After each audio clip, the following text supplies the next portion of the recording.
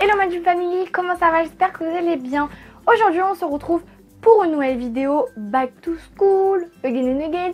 Donc cette vidéo Back to School, comme vous avez pu voir dans le titre, on va parler de la première année de Bac Pro, donc la première année ou la seconde année, enfin je sais pas, moi je pars du principe où c'est la première fois que tu es au lycée, donc c'est ta première année. Bref, tu pars trop loin, c'est bien. Mais bon, je vais vous expliquer le déroulement, les horaires, enfin tout ce qui change un peu par rapport au collège. Là c'est un peu la transition, ce qui se passe en plus, ce qu'il y a en moins, etc.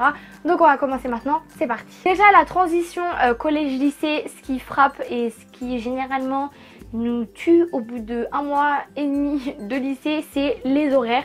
Le fait qu'il faut se lever plus tôt et le fait qu'on rentre très tard. C'est vraiment quelque chose que ça vous tue au bout de même pas 1-2 semaines. Moi au bout de 2 semaines j'étais morte le vendredi après-midi. Moi j'ai la chance de ne pas travailler le vendredi après-midi au lycée, mais je travaille le mercredi après-midi. Je dormais tellement j'étais fatiguée de mes semaines. Moi je me levais à 5 h du matin. Si vous avez vu mon getting ready, bah, vous pouvez le voir juste ici. Je me levais à 5. Alors au début je me levais à 6 h du matin. Et après je voyais que c'était trop dur pour me préparer, donc du coup je me levais à 5 h 50. Et après plus le long de l'année ça allait, plus je me levais encore plus tôt. Je me levais à 5 h 30 du matin. Se lever à 5 h 30 c'est chaud parce qu'après il faut tenir toute ta journée jusqu'à 17 h 30. Parce que les horaires généralement c'est tu finis le plus tard possible que tu peux finir. Et ensuite après 1 heure de route, 18 h 30. C'est un peu loin parce que des fois les lycées ils sont plus ou moins loin. Des fois vous pouvez dormir à l'internat, mais bon voilà. Mais ce qui frappe le plus au niveau collège-lycée, c'est les horaires. Alors ça, vous allez tomber des nues quand vous allez voir. Surtout les matières c'est chaud. Parce que maintenant c'est plus la même chose qu'au collège. Surtout pour ceux qui sont en général. Mais là on va plus parler de du bac pro. C'est chaud mais les matières ça reste encore moyen. Ça reste encore un peu collège. Mais avec un niveau beaucoup plus au-dessus. Et il faut une maturité quand même un petit peu. Faut arriver au lycée avec de la maturité. Et plus être con comme on dit au collège, etc. Faut se mettre à bosser. Si vous bossez pas franchement, vous n'allez pas aller très loin. Déjà que bac pro, on dit ouais bac pro. T'es en bac pro, mais justement essayez de faire des efforts et vous allez voir que vous allez y arriver et c'est mieux. Ensuite, au niveau des horaires, c'est tout ce qui change maintenant au niveau des matières. Alors on a limite toutes les matières du monde qui se sont enlevées. C'est-à-dire que nous avons plus physique-chimie. Enfin je parle de la première bac pro vente. Enfin première année de bac pro vente, seconde bac pro vente. Mais normalement c'est un peu partout pareil. Plus physique-chimie, plus SVT, plus technologie, plus musique, plus art plastique. Mais maintenant ça s'appelle art appliqué. Et ce qui mélange la physique-chimie et la SVT, ça s'appelle la PSE, c'est prévention santé et environnementale. C'est une matière comme les SVT, ça t'apprend la vie un peu, comment gérer ses finances, la contraception, il y a quoi d'autre encore, l'alimentation, l'équilibre de la fatigue, etc. C'est que des trucs comme ça. Mais quand même, faut pas oublier qu'il faut négliger aucune matière parce que toutes les matières comptent pour le bac et le BEP, n'oubliez pas. Donc voilà. Ensuite, au niveau des matières professionnelles, j'ai 11 heures de vente par semaine. Voilà, pas 7 heures, 11 heures. Et plus 2 heures d'économie droit, voire 3 heures parce que des fois ça change. Ça change au niveau des semaines A et B, là vous savez. Donc j'ai 2-3 heures de éco-droit et j'ai 11 heures de vente. Donc en gros les matières que vous avez pu au collège, avec vos matières professionnelles ça remplit le tout. J'ai une journée professionnelle, donc ça veut dire que c'est la plupart du temps la journée où tu as le plus de cours de vente. Donc il n'y a pas que de la vente, il y a aussi de la communication, de la négociation, de la mercatique, c'est du marketing. Enfin voilà, il y a beaucoup de choses comme ça et il y a une tenue pro qu'on doit exiger une fois par semaine où tu dois bien t'habiller. Je crois que j'en avais déjà parlé, je ne sais plus où, mais j'en ai parlé sur ma chaîne. Si vous voulez, je peux vous faire un lookbook de ça parce qu'il y en a qui me le demandaient, donc je pense que je vais en faire un ce mois-ci toujours. Donc voilà, au niveau des matières, c'est ça ce qui change le plus.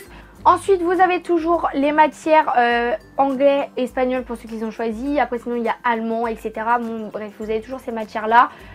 Donc, les langues vivantes, quoi.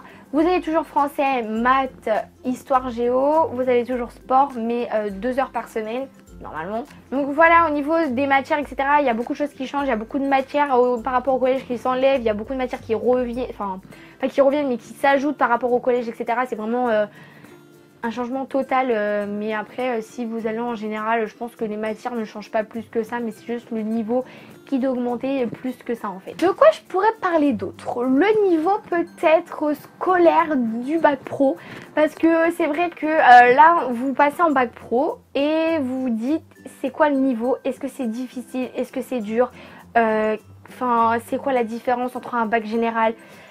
La seule différence, c'est qu'en bac général, vous n'avez pas de stage et en bac pro, vous avez des stages et vous apprenez un métier. Voilà. Ça veut dire que pour moi, la chose la plus simple du monde, c'est d'aller faire un bac pro et comme ça, tu apprends tes futurs métiers, etc. Et en plus, tu apprends à faire des CV, des lettres de motivation, à faire des entretiens d'embauche, etc. Et ça, c'est pas négligeable parce que ceux qui sont en général, qui n'apprennent pas tout ça, s'ils sont intelligents, la plupart du temps oui, mais des fois s'ils vont en général pour aller en général et qu'après ils vont se retrouver tout con pour se retrouver un patron, et ben ils auront regretté de ne pas aller en bac pro parce que franchement le bac pro c'est hyper bien au niveau des formations. On a là en première année de bac pro, seconde bac pro, vous avez 3 semaines et 3 semaines de stage. Donc moi j'ai eu 3 semaines au mois de novembre et ensuite après j'ai eu 3 semaines là au mois de juin. Pour celles qui m'ont suivi sur Snap, etc. J'ai été 2 fois en agence immobilière. Parce que le deuxième stage, j'ai pas trouvé parce que c'est très compliqué, chose où il faut que je vienne dessus avec vous. C'est-à-dire qu'en fait, en bac pro, comme on n'a pas 18 ans encore la plupart du temps, c'est soit les personnes ne prennent pas de stagiaires, soit parce que t'as pas 18 ans, ou soit parce que t'es pas en BTS. Trouver des stages quand on est mineur ou quand on n'est pas en BTS, c'est très compliqué. Vraiment, il faut s'accrocher pour trouver un stage. Donc du coup, moi, j'y suis retournée un peu pas de force, mais parce que j'avais pas le choix, parce que j'ai pas trouvé parmi là où j'avais envie d'aller en fait. Donc j'y suis retournée et je veux vraiment pas faire de l'immobilier. Donc ça, au moins, je suis sûre, je peux l'enlever. Voilà, parce que je me fais chier et moi, j'ai besoin d'un métier où je bouge partout, où je fais plein de trucs à la fois en même temps. Pas forcément toujours la même chose, mais changer. J'aime bien être polyvalente en fait dans mon travail, donc voilà. Donc du coup, j'en étais au niveau de la difficulté du bac pro. Si tu ne travailles pas, tu as toujours la moyenne en bac pro si tu suis un minimum en cours. Si tu suis pas en cours, que tu es absent et que tu suis pas tout court et que tu es beaucoup absent, tu n'auras jamais la moyenne. Mais si tu suis un minimum en cours et que tu es là un minimum de fois en cours, tu peux avoir la moyenne. Moi, j'ai décidé quand même de travailler, mais je travaille pas comme quelqu'un qui en général où tous les soirs il va lire ses leçons, etc. Moi, j'apprenais juste pour les contrôles, donc ça veut dire que je faisais des fiches, j'écrivais, puis je révisais. Des fois, je lisais plusieurs fois dans ma tête. Enfin, voilà quoi. Enfin, il n'y a pas secret, c'est juste si tu révises quand même un minimum, tu peux avoir au moins 15-16 de moyenne générale. C'est vraiment pas du tout compliqué, hein, je vous rassure. Parce que je vous parle de ça, quand j'étais au collège, moi j'avais 9, 10, 11 de moyenne générale. Je suis arrivée en bac pro. Moi, dans ma tête, je me suis dit, je vais réviser. C'est plus possible. Maintenant, c'est mon avenir qui est en jeu. Si j'ai pas mon bac, je vais dégoûter de ma vie. Donc, moi, je commence à travailler maintenant parce que c'est très important. Même, je suis en train déjà de faire des fiches, etc. J'ai même, non, là, quand je vais poster cette vidéo, j'aurai presque terminé. Donc, voilà. Donc, surtout, ce qu'il faut noter, ce qui est important, c'est qu'il faut réviser un minimum. Si vous révisez pas, ok, vous allez vous en sortir avec la moyenne. Mais après, pour passer le BEP et le bac, ça va être beaucoup plus difficile. Donc, si vous mettiez à travailler un minimum, vous allez y arriver.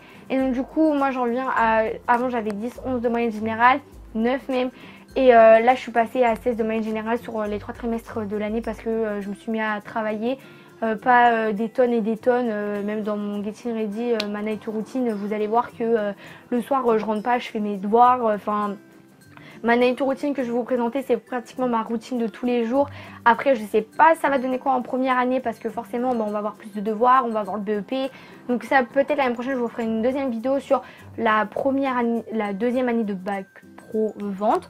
Mais voilà, il n'y a pas de choses extraordinaires, il n'y a pas de secret. Le niveau n'est pas difficile non plus. Faut pas se dire en tête, oh là là, c'est difficile, c'est difficile. Pas du tout. Si vous êtes un minimum intelligent, le bac pro n'est pas difficile du tout. Si vous arrivez avec 10-11 de moyenne, comme j'ai expliqué dans ma vidéo comment s'orienter après la troisième, je vous oriente plus vers un bac pro. Parce que comme ça, en fait, comme vous avez été démotivé par les profs, généralement c'est ça, et bah vous allez vous remotiver parce que forcément en bac pro, les profs sont beaucoup plus gentils, etc. qu'au collège où c'est des vrais connards. Donc voilà. Si vous avez des questions, n'hésitez pas en commentaire à me les poser. Moi, je pourrais toujours vous répondre par rapport à la première année de bac pro. C'est pas très compliqué à savoir. J'espère que vous avez aimé cette vidéo. Si vous l'avez aimé, n'hésitez pas à liker. J'essaie de donner un peu comment s'est passé pour moi ma première année de bac pro. Donc voilà, n'hésitez pas à liker cette vidéo si elle vous a plu, n'hésitez pas à poser vos questions en commentaire et j'y répondrai. Et aussi n'oubliez pas de vous abonner en cliquant juste ici, c'est gratuit et comme ça la famille s'agrandit, ça fait juste hyper plaisir. Donc voilà, je vous aime très très fort, je vous fais de gros bisous et je vous dis à mardi prochain pour une nouvelle vidéo. Bye.